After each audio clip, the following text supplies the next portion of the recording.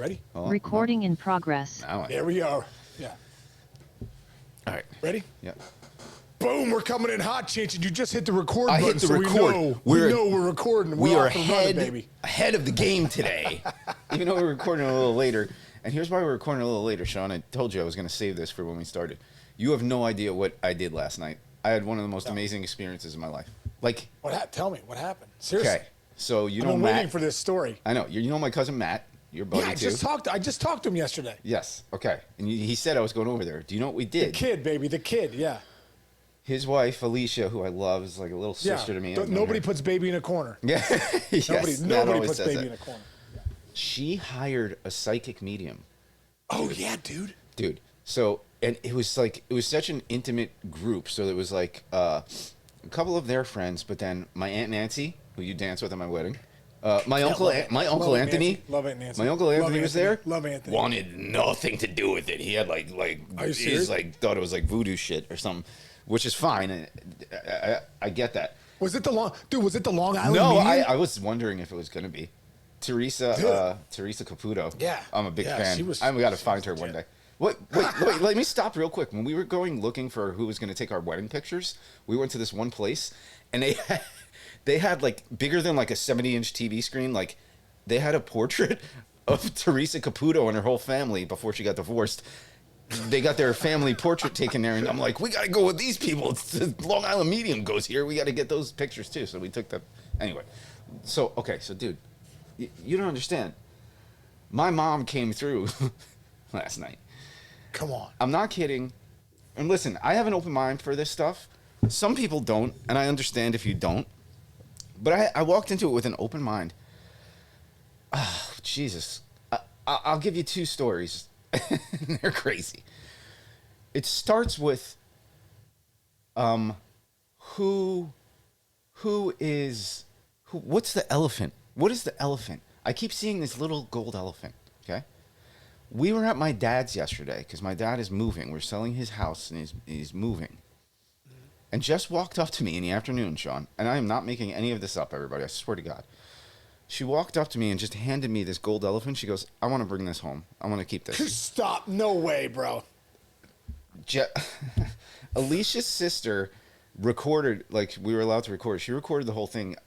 She's going to bring it here later today, and we're going to rewatch this whole thing, okay? That's part one. Part two, this is crazy. So my cousin Andrew, Matthew's brother, was my mother's primary care doctor, okay? And for 3 years, he's had this guilt like he couldn't save her. And he did everything he could.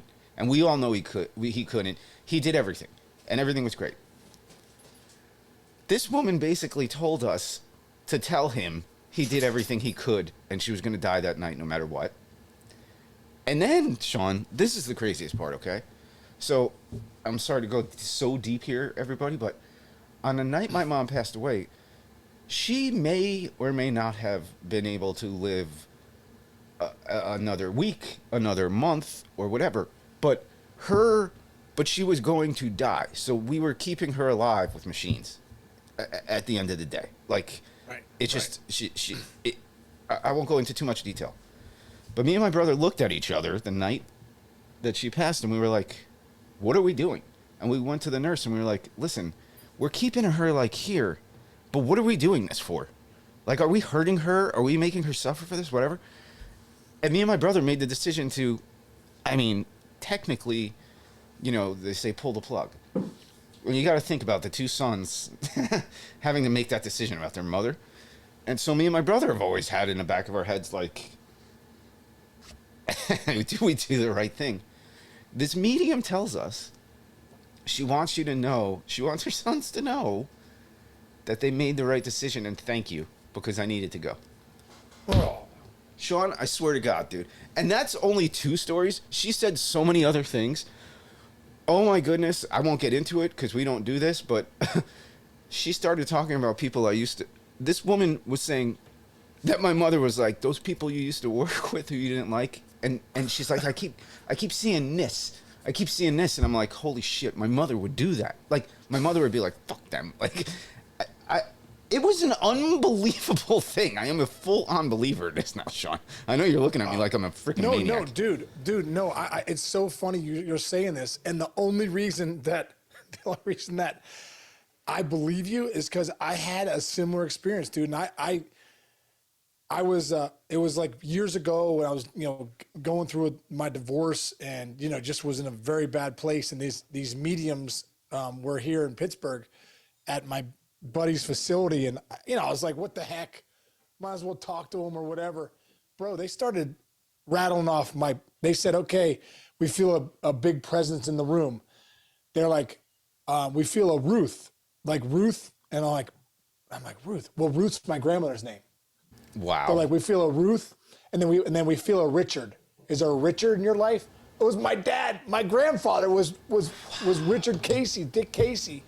Wow. Then they're like, dude, I swear to God, they went down the list. They're like, Gene, is there a Eugene? That's my mom's dad, and then a Margaret. I swear. So they start rattling off all the people in my life. And then they rattle off my Aunt Patricia, like stuff they would never Wait, know. who's People Margaret like, in your family?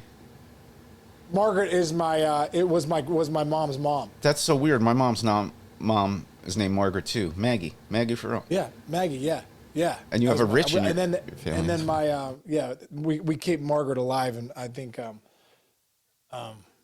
there's a Margaret, Jillian Margaret. Oh, nice. Margaret. We gave her no. But dude, they started rattling off people in my life, and I told somebody this, and they're like, I told my mom afterwards, like, Mom, your whole family was like hanging out with me. I called everybody last night. And she was like, and my mom was like, wow, it's incredible. But the whole point was, someone was like, well, they must have Googled you. I was like, they never could have known the names that they came up with. You don't find these names in my life. She rattled off all the people, and my Aunt Patricia, and then I had a cousin, Chris, that died years back, when he was like 6 weeks old, and she's like, Christopher, I'm feeling a Christopher. I'm like, this is like eerie. And she did tell me a couple of things that made me a little uneasy, but whatever. It is what it is. But I know what you're saying, dude. It was incredible. Dude, nobody. I don't know if anyone's ever had a medium before, but I it's just crazy. Stumbled across it. It was crazy. Yeah, there's good ones and there's bad ones. I think there are some people that do it to take advantage of people. Yeah. And I think some people, like, I was staring at this woman. I was looking in her eyes as she's talking to everybody, and she picked up on pretty much everybody in a room for different reasons. And I was like, holy cow! I'm like, this woman is not. She's not messing around. Like, this isn't a scam right now. Not gonna lie, it wasn't the cheapest thing I've ever done in my life, but it was cool. Anyway, but I digress. Who the fuck would know that So you guys just got that elephant? You guys stayed up late last night. That's why. Yeah, that's why. So, by the way, we're gonna do Boo tomorrow because I overslept this morning. I'll say it out loud to everybody. I was like, Boo, That's can we do okay, dude. football? You were learning that your mom was in the room. Let's go. I'd stay I know, up it's late very night for emotional. your mom anytime. All right, so let's spin it now to actual baseball news. Freaking Correa is a twin, bro. Incredible, dude. What a saga this is going on. Crazy. Carlos Correa is now a twin. 6 years, over $200 million. I thought the Mets would do that. Like when I was seeing this, I'm like, all right, the Mets are going to come in for 6 years, get it a little over $200 million. It's all going to get done. And it sounded like the Twins got back in it. They wanted him, obviously he was so good for them last year. They need him. They need him. The Giants needed him. The Mets don't need him. Right. The Giants needed him, and the Twins need him. And the Twins know him. And the Twins know him. And, like, for all intents and purposes, take the cheating thing out of the equation, whether he was in on it or not. Like, I mean, he's clearly a very good guy. Like, people like him. He's really good he's really good. He's a good guy. Whether he's cheating or not, he's a really good guy. So it's good to have that guy on your team, right? Yeah, dude, this is a great sign for the Twins. They kind of lucked out, fell into, this. I almost feel like it was divine intervention for him to go back to Minnesota. Like, okay, you were meant to stay in Minnesota.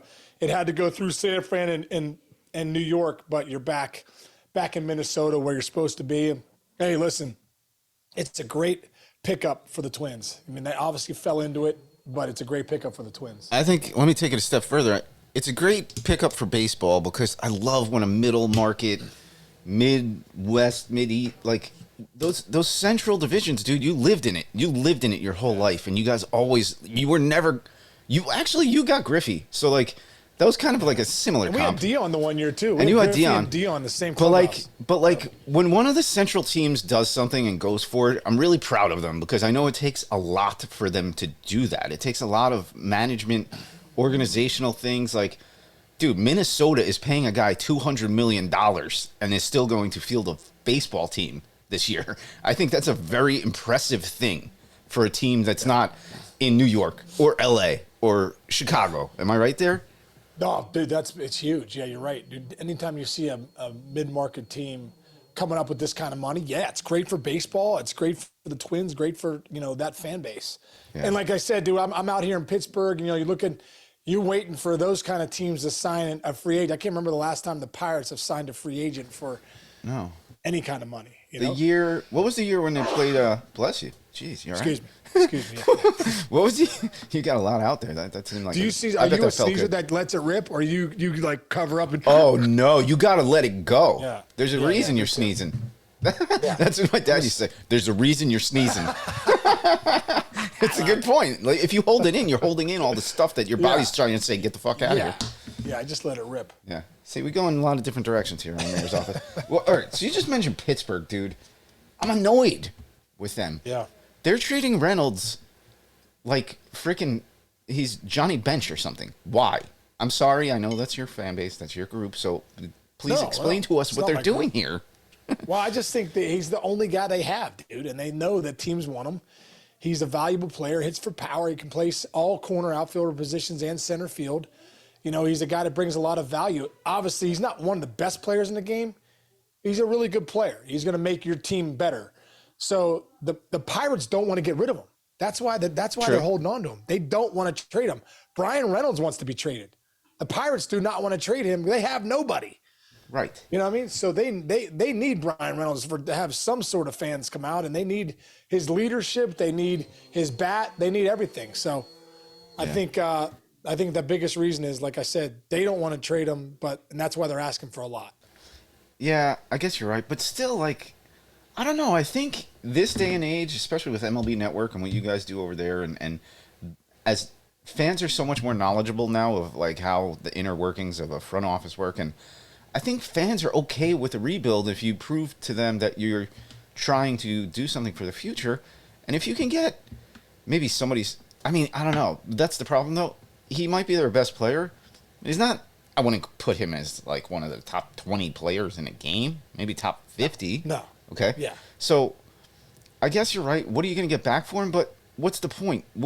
Having him, what's their record going to be this year? What's their record going to be this year? Pick it. Having him, they're going to be 70 and 92.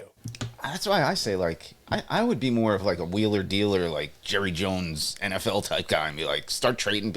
If my team was failing, I would actually kind of like, I would try to identify the guys who I really like if I had a Sean Casey on my team, like we're building around Sean Casey, we're building around Dimitri Young, we're building around these guys, but let's get after this. Yeah. But the Pirates have bothered me for the past few years when they haven't done anything. And Neil Huntington, like, pretty well-liked guy around the league and everything, whatever, but, like, he never really did it much. And, like, the McCutcheon's career ended crappy there. He deserved better, right? Yeah. And he probably lost out on $200 million. He took the hometown discount for 6 years, $52 million. That's part one. And then you hedge all your bets on the guy who wound up getting busted for roids, who's on the Mets now. Marte. So they literally hedged their bet to Marte instead of McCutcheon. And I think that was when the Pirates started falling off the map again. Because if we look back on it, that wild card game. How high were they there? Oh, it was with the Cueto game. Dude, when they started, this is when they fell off the map. They fell off the map when they traded Glasnow, Meadows, and Shane Baz for Chris Archer, who gave them 6 starts. They traded 2 number 1 starters and a premier outfielder for Chris Archer. Pretty much a broke Chris Archer. Nothing against Arch, but no. But that was Arch 2 years removed from his best season. Archer was great. Neil Huntington got fired because of it. Man, don't forget, bro. They had Glasnow, Tyone, and Cole. That is a great point, Garrett Cole. Dude, they were loaded. Dude. And all of a sudden, they couldn't sign Cole long term. They nickeled and dimed him for arbitration. He was pissed, so he left. Mm-hmm. And they didn't get much back. Although they did get Musgrove. He gave him some good time. Sarah, can I get my jacket? What are you, cold? My furnace broke, dude. It's like 50. It's Again? Like 50, yeah. Remember? I think my furnace. I just texted my guy Dennis. I'm like, Dennis, my furnace is broke. It's freaking 58 degrees in this house. It's so cold, bro. So cold. I'm about to start. Put a fire on in there. You got 9 fireplaces in that mansion No, of this yours. one doesn't work. This one doesn't work. The cleaning ladies are here, just like it's freezing in here. I'm like, hey, you're all right. Take it easy. Anyway, let's get back to the Buccos. The Buccos. But dude, they had so many good players, and I think they were when Neil Huntington got fired because they made that trade, and they're like, we can't keep making these big mistakes of just drafting these guys, letting them go, and all of a sudden, then all of a sudden, you know what I mean? Yeah, I do. By the way, if you're listening, Casey, that's a nice jacket, nice lining on the inside. He's putting his jacket on now. I have a very similar one. Oh, that's a nice jacket, dude. How you like that? You got a little puffer, but it's not like the fatty puffer one. No, it's nice. Dude, my mom's cousin Mary Ellen is married to a guy named Bob, he's 82 years old. They're older people, okay? Good old Big Bob. Yeah, they came over for Christmas Eve, and Christmas Eve here on Long Island, it was like 8 degrees. Remember, it was like during that cold plunge times. This guy Bob came in. Do you remember in Seinfeld where when George wore the puffy jacket, and it was like it wouldn't have fit in the screen? This dude showed up. He's 82. He's a really good-looking guy. He looks like, the most interesting man in the world. Like, perfectly, like, formed goatee, full head of hair at 82. Like, good-looking man. And I opened the door, and I thought the Stay Puft Marshmallow Man was standing outside my house. This guy's jacket was the biggest jacket I have ever seen in my life. But you know what I said? When you get older, you don't care about how you look. I'll never forget this. Andre Reed. I worked with Andre Reed, the football player, when I was at Cold Pizza back in the day. And it was his last day, and he was going to take us all out to lunch in the city because we were right by Madison Square Garden. And he's going to take a bunch of the dudes and a couple of the girls who worked there out. And this one girl puts on this little pea coat, and it was December. And he turns and goes, "Man, I tell my daughters all the time, Cole don't care what you look like." And I've never forgotten that. It's true. Just get the big jacket and be comfortable. Yeah, when I used to go to baseball games when I was in high school or college, and I was trying to date and everything, I would try to dress where you can see my muscles whenever, and I would go to a Yankee game in October, and I would just get pneumonia for the next 6 weeks because I didn't wear. Dude, I remember Game 1 of the World Series. It was flurrying in 2006. I went out to run sprints. It was snowing, and I remember Nike sent this stuff that was really thick sleeves. So I'm I'm gonna put those on. I went out there and I was running. I remember thinking to myself, I'm from Pittsburgh. What's the only edge I have? The only edge I have is if I wear something. East Coast guy. So I went back in. I wrote a thin sleeved one. Went out there and went 0 for 4, 2 strikeouts. But other than that, in Game 1. Were you good in cold weather or bad? I only played in college. I could not play in cold weather. I always thought to myself, bro, they're playing in cold weather. I'm playing in cold weather. Let's get it on. Who could be best in the cold weather? 'Cause it's not the best to play in, but that's, I think, why I didn't make it to Major League Baseball is because I hate it. I just, God, when you get can you explain people this, right?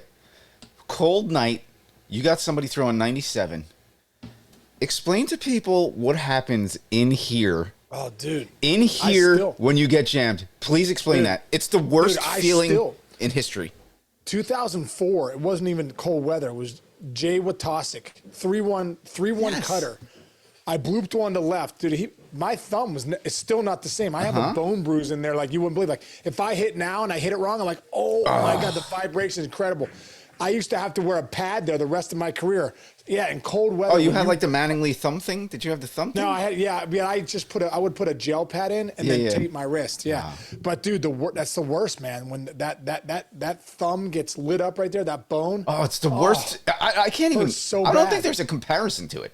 It's worse than stubbing your toe. It's worse than stepping on a Lego. It hurts so bad. Stepping on a Lego hurts. That's bad. Stepping on a Lego hurts. That's bad. Anyway. Dude, one final thing I want to talk about really quick. Yeah. Trevor Story is having UCL surgery. How about that? That's a bummer. So now they got rid of Bogarts. Yeah, right. They let Bogarts walk, and now Story's hurt. I'll tell you what, man. That's a tough spot. They're in a very strange place. And you know what's weird? I keep reading from all the guys we are impressed with, like the Heymans and the Shermans and the Ken Rosenthals and people like that. And they're all saying, that they all have this feeling that the Red Sox are like all in, and they're not done. But like, what's left to do? All in for what? Exactly. What are they trying to get? I'm having McCutcheon? trouble. I'm having trouble. Yeah, trying to quantify like, what are you going to do? And you let your best player go. Yeah. Hey, congratulations! You signed one of the best hitters in baseball back, but you signed him for so much money that how much do you have left? Do they think maybe they've been watching Chris Sale pitch and maybe they think they got an ace back that nobody else is talking about? I don't know. Yeah. It just doesn't make sense to me. I don't understand the Red Sox right now, especially like, you know how it is on the East Coast. Like the Yankees did everything they needed to do on their end. The Mets are doing things. The Phillies are doing things. Like that whole like tri-state area. Don't get it wrong. And I'll extend it to Massachusetts. Like they all look at what each other does, and I don't know where the Red Sox head is at right now. Personally. Yeah, me neither, man. I think it's really weird times right now. What they're doing, moves they're making, guys. Well, at least they signed Devers. That's because that would have been. Congrats. Had Devers, had they not signed Devers, then they would have looked like idiots. Really, what are they doing? So at least they did that, man. Yeah, it's interesting though. Like, who's their shortstop? It's not going to be Story. I don't think they even want. If Story was 100% healthy, I still think he was their second baseman. I don't think he was their shortstop. Yeah. And then you let your shortstop go. So who's your shortstop for the Red Sox this year? To see. Don't know. All interesting stuff. All right. That's all I got, man. I got to send you. Dude, when I get this video, I'm gonna send you clips of this woman talking to me and everybody last night. It was absolutely bananas. All right, send it to me, dude. I want to hear I'm that. still freaking out. Like I'm like a little freaked I'm sure out. you are, dude. I'm sure Wait. you are. Let me tell you one more story real quick before we leave, and you can go get warm. Right when we started, so I told you my Uncle Anthony didn't want to be a part of it. So Matt has his adorable, beautiful little son, and he's like falling asleep with my uncle in another room. And so my uncle, once he falls asleep, picked him up, and so he walked him up to the bedroom while we're all in this one living room. And as this woman starts talking, she goes, "Whoa." She turns and she goes, "Who is that?" And so they're like, "Oh, that's Anthony, whatever." And who's that beautiful little boy, whatever? And she's like, "Somebody followed them out of the room. Somebody walked with them." I'm going to tell you this I got to tell you this quick. It's 2 minutes. And everybody's like, "What?" And she said, I apologize for my aunt for this. She's like, "Who's this person? Who's whatever?" Long story short, apparently it was my aunt's grandfather. Okay? Mm-hmm. And then Matt explains, and I'm not talking out of school here. I'm sure he's telling a lot of people this story too. Matt explains that Charlotte, they have this little baby Charlotte. She's 1 year old. She's the cutest freaking thing. Think about it. My cousin's a good looking guy. His wife's a beautiful girl. He's a beautiful little kid. They've been confused because lately, dude, this is fucking crazy. Sorry. Lately, they keep finding like this like lipstick toy, and like they put it away, and they keep finding it out, and they're like, "Charlotte, what is this? What is this?" This woman tells us that Charlotte has like the shine. It's like The Shining. It's Shining in. If you read the Shining book, it's not as scary as the movie. It's more the shine is actually like a positive thing in that world. But this little kid, this woman says, your grandfather lets her put lipstick on him. So her grandfather's sitting around, and Charlotte is putting lipstick on a ghost. Are you serious? Swear to God, is that not bananas? That's so crazy, dude. The craziest story. And like, you gotta when you talk to Matt this week, you gotta be like, dude, I wanna see if he's freaked what's up out with too. the lipstick? Oh, he was like shook. You know my cousin. Like he was just shook. We were all shook. It was such a great experience. If you can find somebody incredible. who's. And you know what? Like, whether it's true or not, I just have a warm heart today. I feel good. Whether it was full of shit or not. That's good. Yeah, you were with your mom, dude. Yeah. Incredible. In my mind, at least. And maybe she was standing there yelling at me. It was great. He also said, by the way, one last thing before we go. And this is how I knew I kind of believe this woman. She goes, "I'm not doing it." She was like arguing with ghosts. It was very amazing to see. And she's like, "I'm not doing it." And she's like, "Your mom has a potty mouth. She wants me to curse." And I'm like, that's my mom. Like, I knew it was really my mom. It was really cool. Anyway, all right. But we end on a good note today. Get warm, dude. I'm trying to get my buddy Dennis over here to fix the furnace. Let me see if he texts me. Nothing, dude. It looks like Nothing. it's like 58 degrees in this outfit. That's terrible, dude. I know what you're going through. Your feet, you can't wear. You have to wear shoes, right? I bet your floors are freaking ice cold. Got slippers on. Are those those are nice? Are those Christmas slippers? Those are Uggs. Those are really nice. All right. Last Christmas. Let's go. All All right, right, bro. go warm Love up, you, man. bro. Love you, buddy. All right, hey, everybody out there, thanks for tuning in. We'll see everybody tomorrow in the mayor's office. I think the Lamboo's going to join us. Yeah, we'll tomorrow. bring Boo and preview some football. All right. Sorry, Boo. Okay. All right, bro.